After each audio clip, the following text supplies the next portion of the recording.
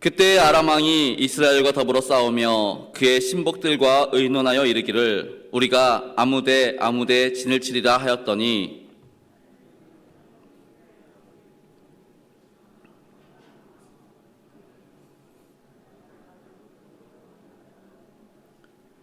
이스라엘 왕이 하나님의 사람이 자기에게 말하여 경계한 곳으로 사람을 보내 방비하기가 한두 번이 아닌지라.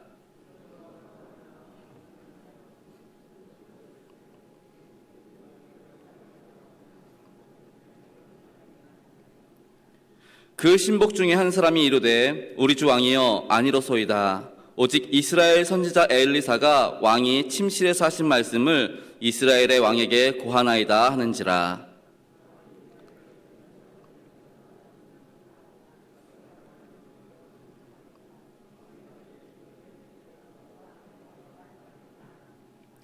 왕이 이에 말과 병거와 많은 군사를 보내매 그들이 밤에 가서 그 성읍을 에워쌌더라.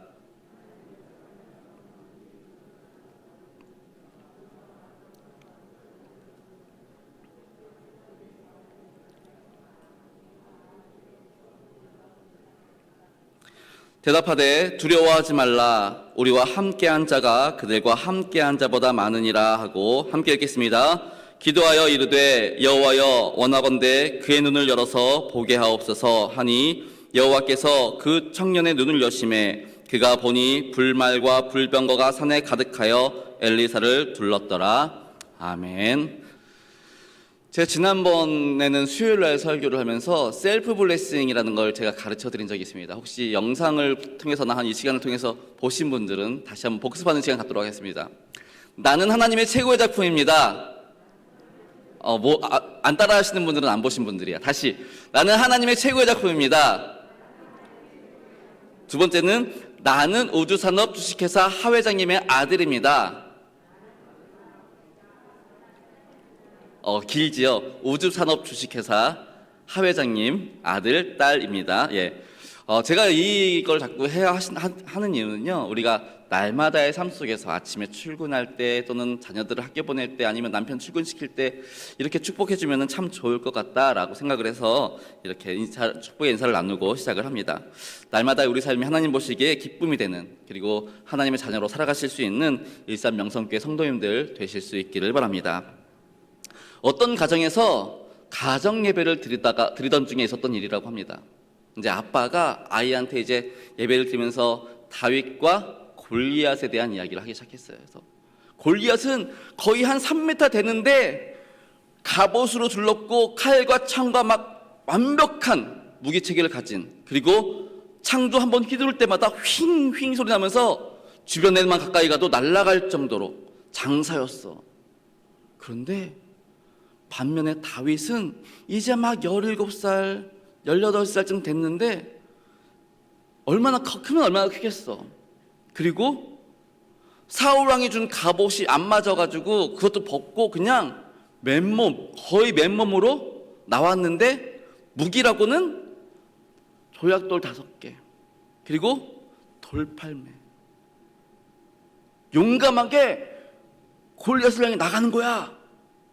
그렇게 막 얘기하는데 아들이 아빠 잠깐 다윗이 용감하다고?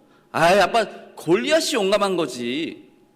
그러니까 아빠가 아니 왜?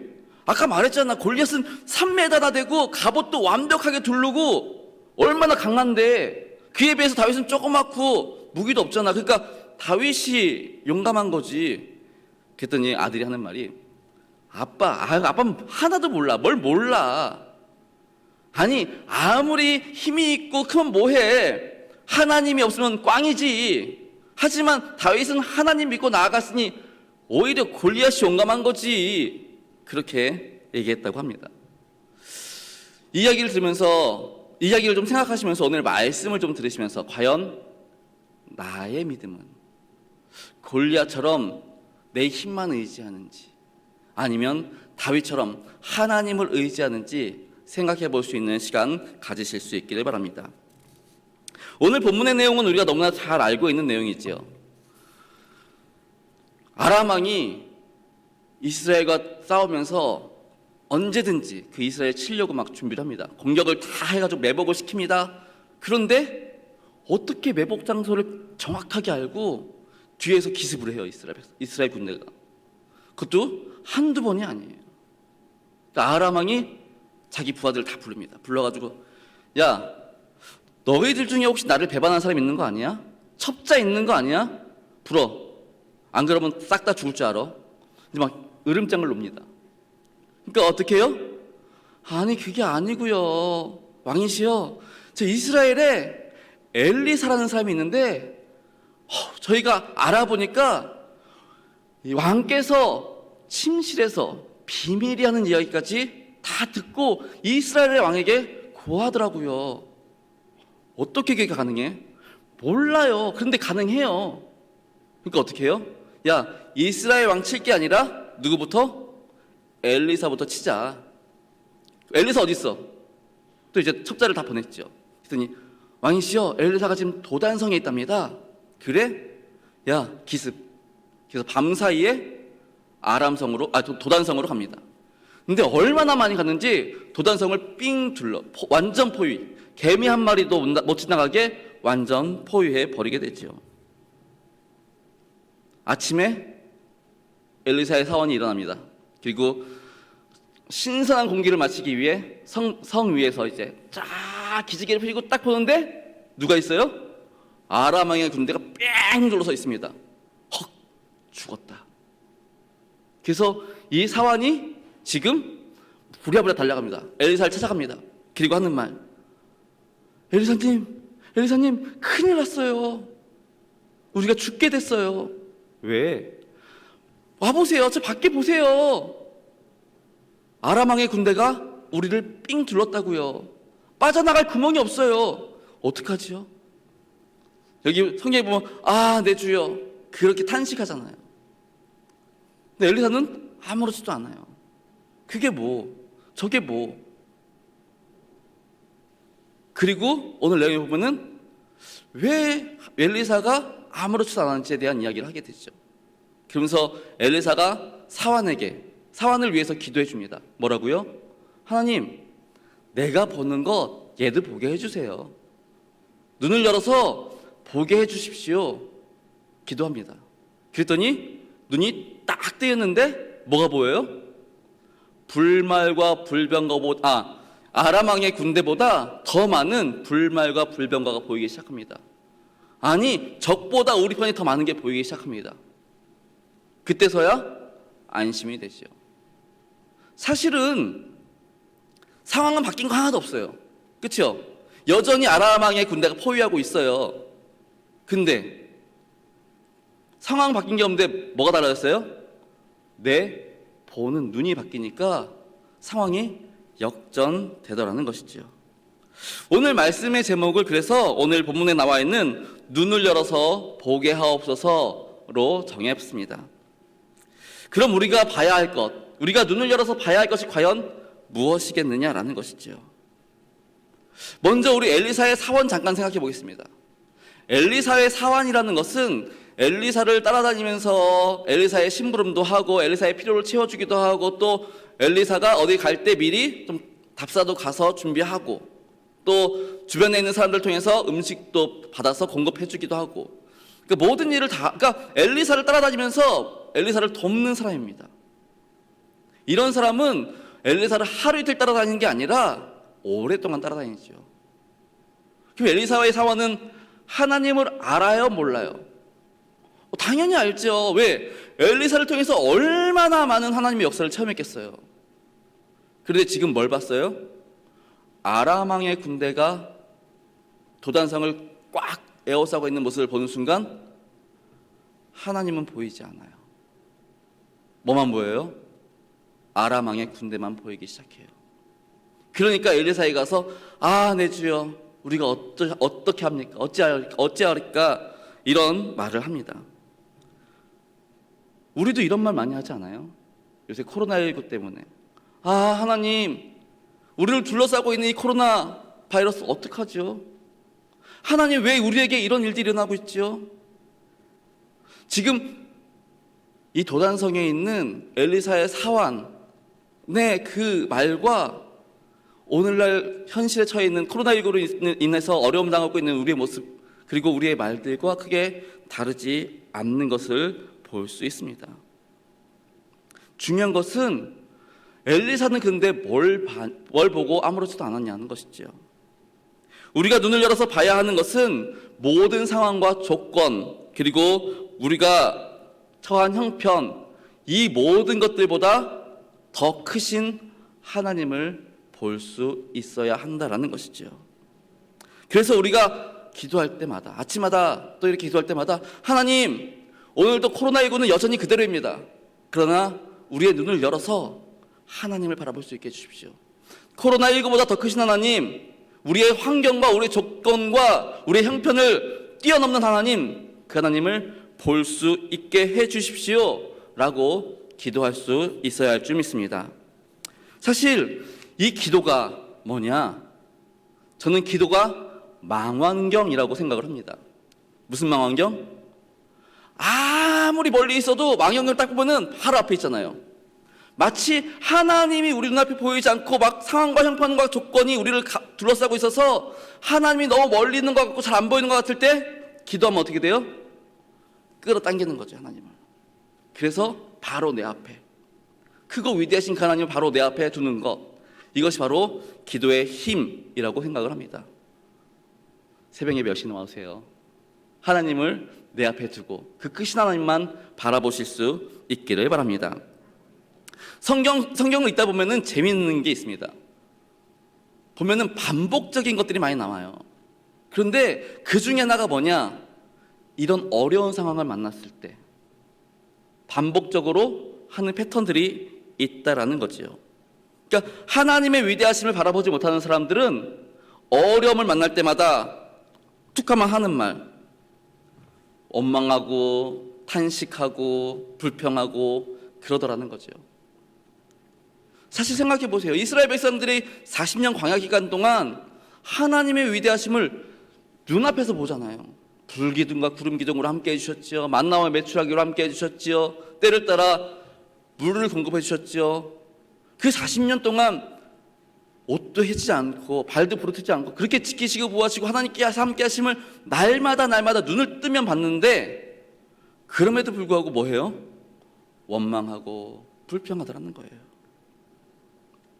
사사시대의 이스라엘 백성들 틈만 나면 하나님을 멀리하죠.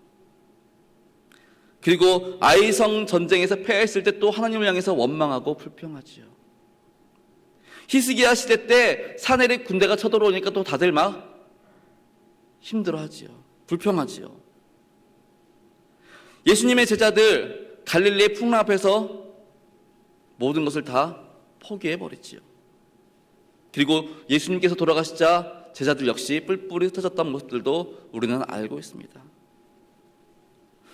이처럼 성경 속에서 하나님의 위대하심을 바라보지 못하는 사람들은 계속해서 불평하고요, 원망하고요, 어떻게 해야 될지 알 바를 몰라서 막 방황하는 모습들을 우리는 찾아볼 수 있습니다. 그럼 우리는 어떻습니까? 지금 눈앞에 보이는 절망적인 상황에 온전히 하나님만 바라보고 계십니까? 아니면 우리 역시 엘리사의 사환처럼 내 주여 어쩌면 좋겠습니까? 이렇게 탄식하고 있으십니까? 오늘 이후로부터는 우리의 눈을 열어 전능하신 아버지 하나님만 바라보실 수 있기를 바랍니다.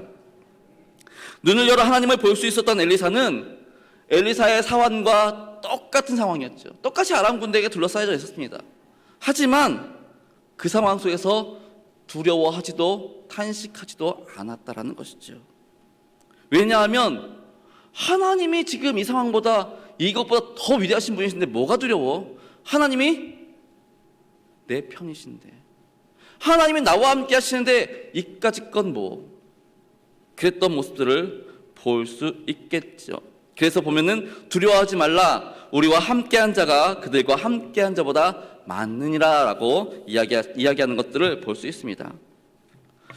우리 일산명성교회 성도 여러분, 사실 우리의 자녀들, 우리 다음 세대, 그들의 믿음은 부모님의 믿음 이상 되기가 쉽지 않습니다.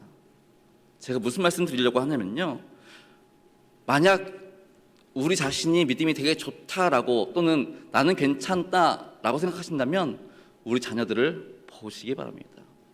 과연 우리의 자녀들은 어려움 앞에서 하나님만 바라보고 하나님을 향해 기도하고 있는지, 아니면 어려움 앞에서 어떡하지?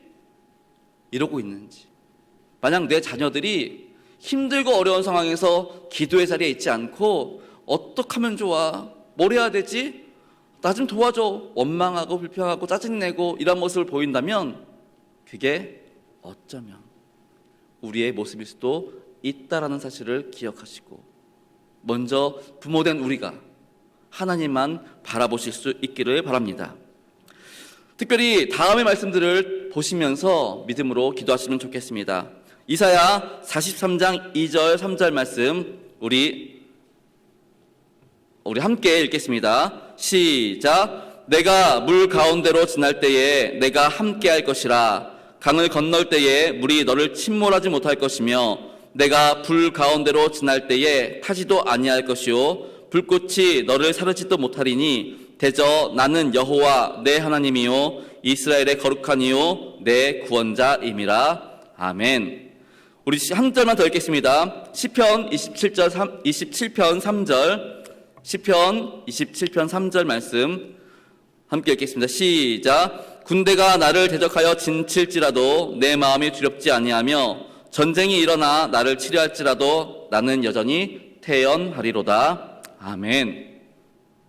우리의 상황, 우리의 형편, 우리의 조건, 이 모든 것보다 더 크신 하나님, 그 하나님을 우리의 눈을 열어서 바라보실 수 있기를 바랍니다. 다음으로 우리가 눈을 들어서 바라봐야 할 것이 무엇일까요? 하나님께서 친히 당신의 목적 가운데, 당신의 계획 가운데 우리를 지으시고 우리를 향한 하나님의 그 목적을 이루시기 위해서 우리를 위해 예비하신 하나님의 선물을 바라보실 수 있어야 한다라는 것입니다. 오늘 본문에 보니까 하나님께서는 아람 왕에게 둘러싸인 도단성 엘리사와 사환을 위해서 뭘 준비했어요?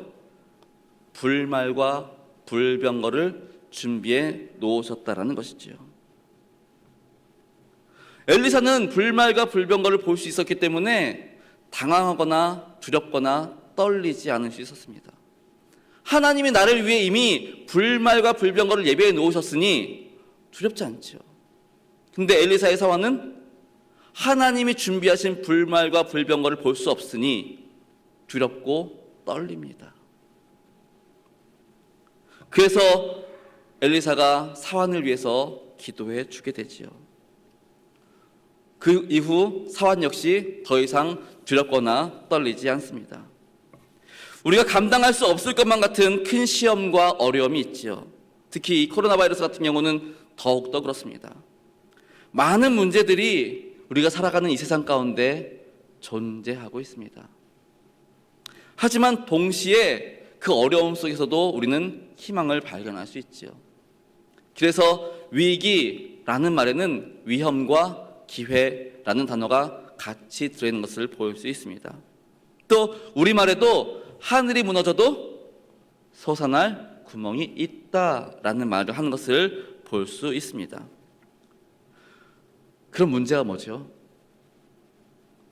우리 인생에서 정말 큰 문제, 그건 다른 것이 아닙니다.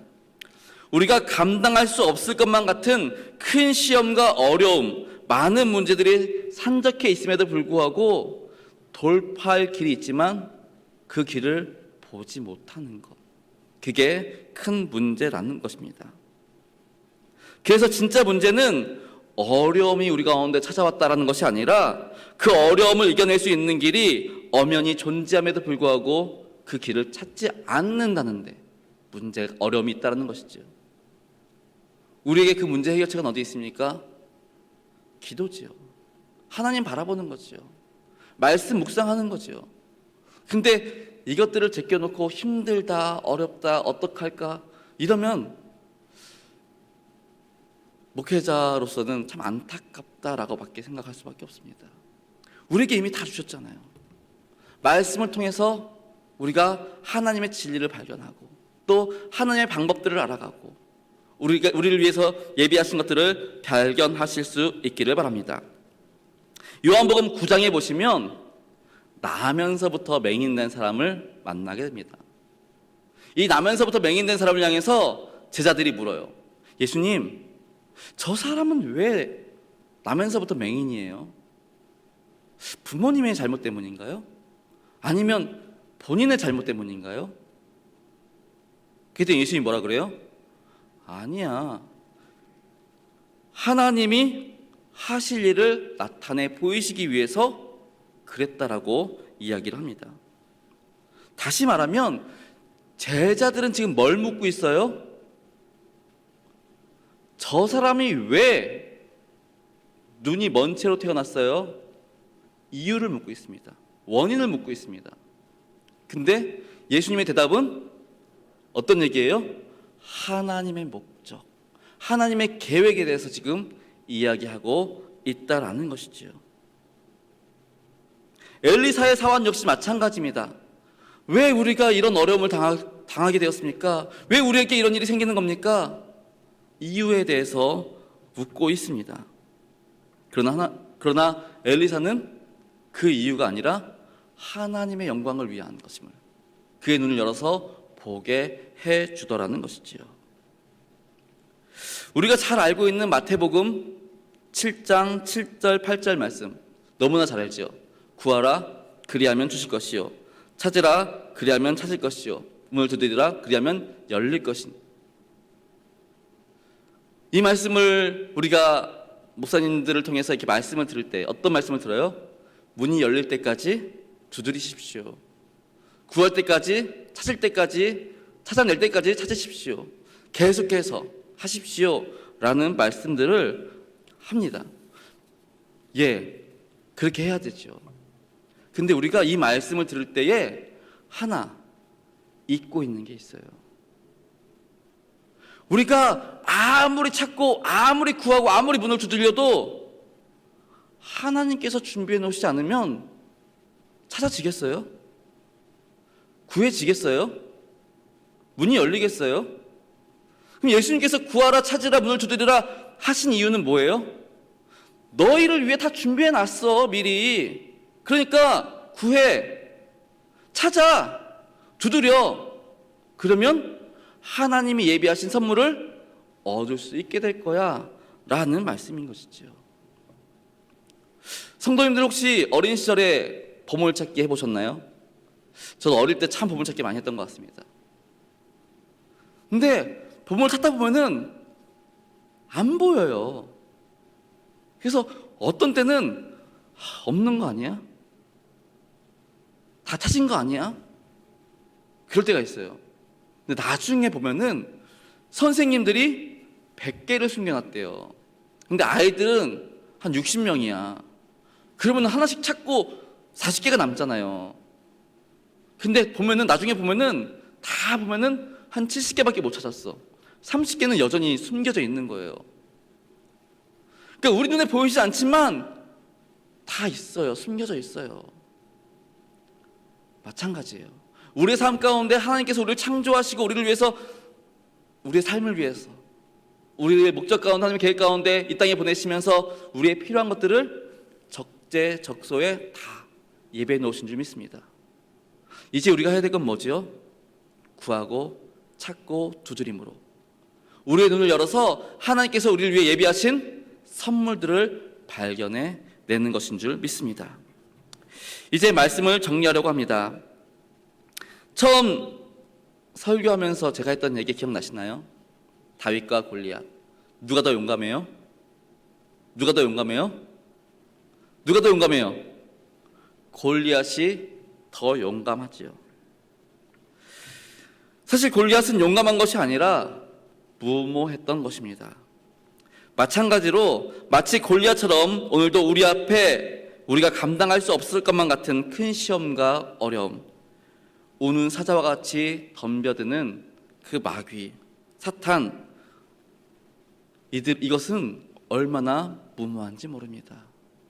우리가 어디에 있으면 하나님을 바라보고 있으면, 하나님께서 우리를 위해 예비하신 것을 바라보고 있다면 그들의 공격은 무모할 수밖에 없다라는 것이지요.